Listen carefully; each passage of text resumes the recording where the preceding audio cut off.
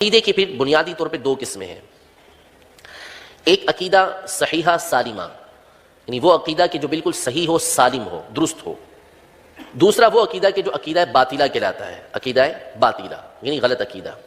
پھر وہ عقیدہ کہ جو عقیدہ صحیح ہے، عقیدہ صحیح ہے، سالمہ ہے. اس کی دو قسمیں ہیں.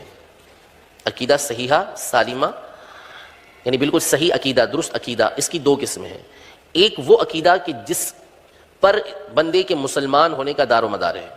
ایک وہ عقیدہ کہ جس پر انسان کے مسلمان ہونے کا دار و مدار ہے، کہ یہ عقیدہ ہوگا تو بندہ مسلمان ہوگا، یہ عقیدہ نہیں ہوگا تو بندہ مسلمان نہیں رہے گا. جیسے اللہ تبارک و تعالیٰ کو ایک ماننا، نبی کریم صلی اللہ تعالیٰ علیہ وآلہ وسلم جو کچھ اللہ تبارک و تعالیٰ کی طرف سے لے کر آئے اس میں آپ علیہ الصلوۃ والسلام کو سچا ماننا.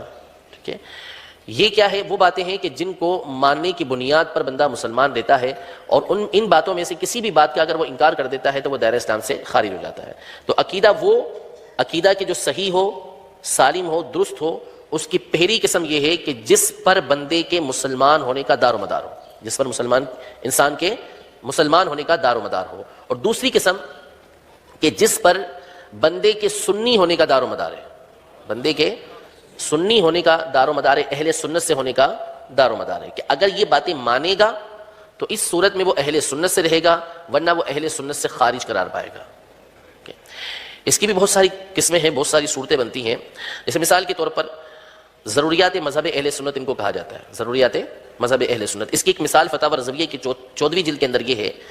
تو عقیدہ صحیحہ سالمہ وہ عقیدہ کہ جو درست ہو، اس کی پہلی قسم وہ کہ جس پر انسان کے مسلمان ہونے کا دار و مدار ہو، اور دوسری قسم وہ کہ جس پر انسان کے سنی ہونے کا دار و مدار ہو. اسی طریقے سے آپ عقیدہ باطلہ پر آ جائیں کہ عقیدہ باطلہ کی بھی دو قسمیں ہیں. وہ عقائد و نظریات کہ جن کا اعتقاد رکھنے کی وجہ سے بندہ کافر قرار پاتا ہے، بندہ کافر قرار پاتا ہے. جیسے اللہ تبارک و تعالیٰ کے سوا کسی اور کو معبود ماننا، نعوذ باللہ من ذالک. اگر کوئی اللہ تبارک و تعالیٰ کے علاوہ کسی اور کو معبود مانے تو وہ دائرہ اسلام سے خارج ہو جائے گا. لہذا یہ ایک ایسا عقیدہ ہے، ایسا نظریہ ہے کہ جو اس عقیدے کو اپنائے گا وہ دائرہ اسلام سے خارج ہو جائے گا، وہ بندہ مسلمان نہیں رہے گا.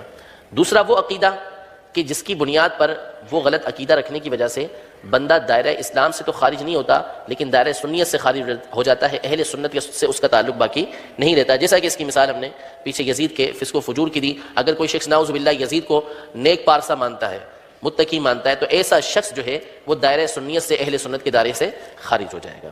یہ عقیدے کی قسم تھی، دو قسمیں تھیں، اور دو قسموں کی مزید دو قسمیں بنی، تو یوں عقیدے کی چار قسمیں بنیں گی. پہلا وہ عقیدہ صحیح عقیدہ کہ جس پر انسان کے مسلمان ہونے کا دار و مدار ہے. دوسرا وہ کہ جو عقیدہ بندہ رکھے تو وہ سنی رہے گا.